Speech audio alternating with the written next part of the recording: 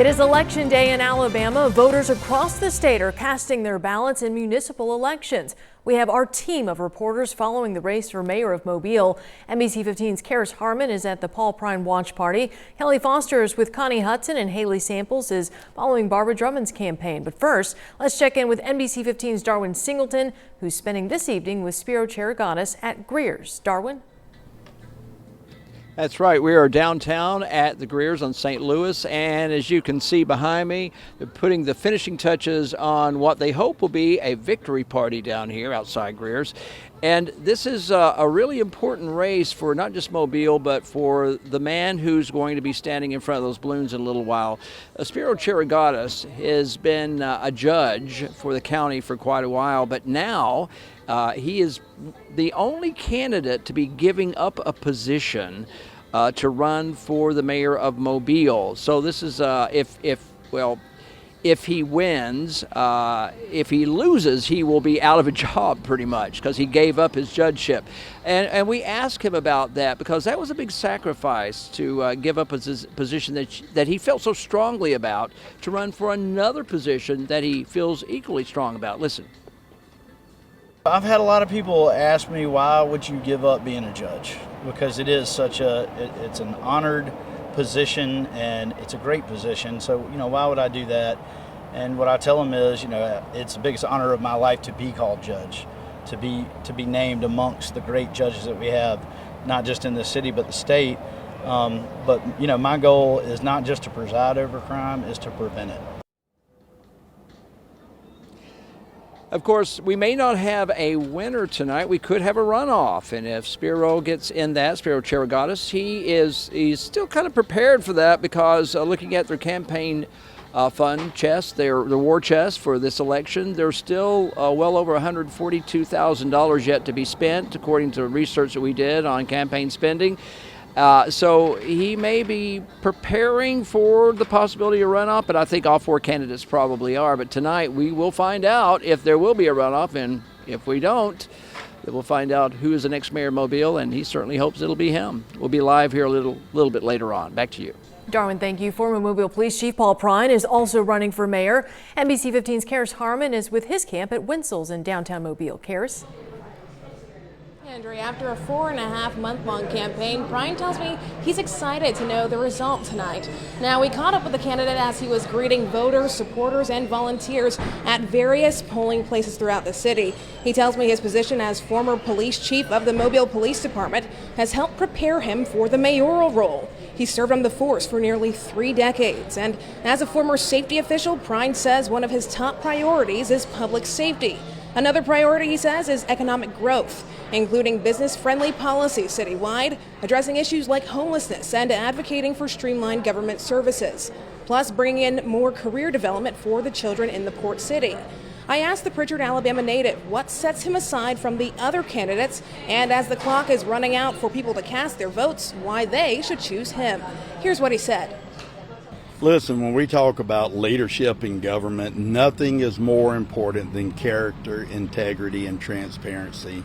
And I have done more in the way of demonstrating that publicly than any other candidate, let alone that I've served the city of Mobile for the last 27 and a half years. And I think as Mobilians realize what's going on, they're looking for somebody with authenticity, and I bring a lot of that to the table, just trying to be genuine with the people.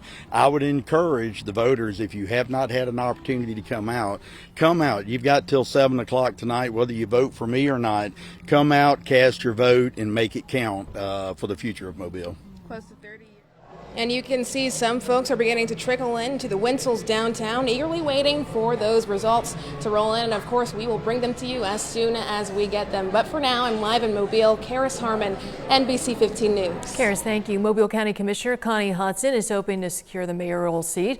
Her watch party is in downtown Mobile, and that's where we find NBC 15's Kelly Foster tonight. Kelly?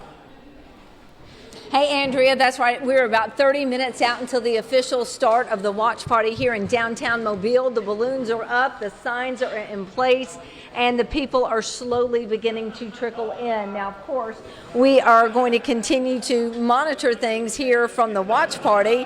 Just some background real quick. Of course, Mobile County Commissioner Connie Hudson has had almost a 25-year career in public service. She was elected to the Mobile City Council back in 2001, served 9 years as the District 6 representative, 14 years as the current Mobile County Commissioner for District 2. She's directed hundreds of millions in quality of life improvements, including community centers, sports facilities, senior centers, recycling, and major road expansions. She's also led an initiative on a 20,000 square foot senior recreation center. It was named in her honor after she retired from City Council. Other enhancements led by Hudson include the construction of a 10-field soccer complex and indoor aquatic center near I-10 and I-65. Now, we caught up with her earlier today and asked her what she's most proud of. Here's what she had to say. I think the thing that is most important to me is relationships, the relationships that I've built with the citizens throughout the community, the neighborhood groups, the organizations, and that is what I'm really, that's what it's taken to do the projects that I've done, to work on the things that I've been able to work on to help the community. And I think the key to everything is having positive relationships with people and building trust and confidence, and that's what means the most to me. And now she would like to continue her work in the city in the top job as mayor. Now, if no candidate tonight receives the majority of the vote, it will go to a runoff held September 23rd. Live from Connie Hudson's watch party, Kelly Foster, NBC 15 News. Kelly, thank you for that live report. State Representative Barbara Drummond is watching the votes at Cal Roget on Dauphin Island Parkway. NBC 15's Haley Samples is spending the evening there with her camp. Haley? Yeah, that's right, Andrea. The party hasn't started just yet. We're told that Drummond and her supporters are expected to start rolling in at around 7 o'clock tonight. But one important thing to note is that if Drummond is elected, she will become the first black female mayor in the city's history. Now, Drummond is a Mobilian born and raised and has experience serving the Mobile community. She worked as the executive director of the Administrative Services and Community Affairs for the city of Mobile.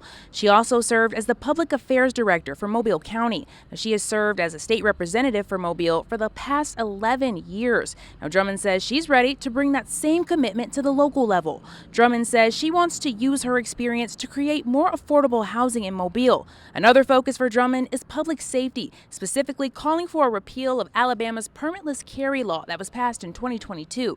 Now, today, Drummond spent her morning interacting with voters. She says she heard there was a bit of confusion about polling sites and that her phone has not stopped ringing since this morning. Drummond says she's just excited to actually see the community participating in this race. It is wonderful to see that we are in an election that I feel that we're returning the voice back to the people, and so that we can continue the upward mobility that Mobile is in. Overall, Drummond says she is excited about this election, and the race is not over yet. We will be here at this watch party tonight waiting for the results to roll in. Back to you, Andrea. Haley, thank you. Polls are open until 7. We'll have your election results tonight on NBC 15 News at 10 o'clock.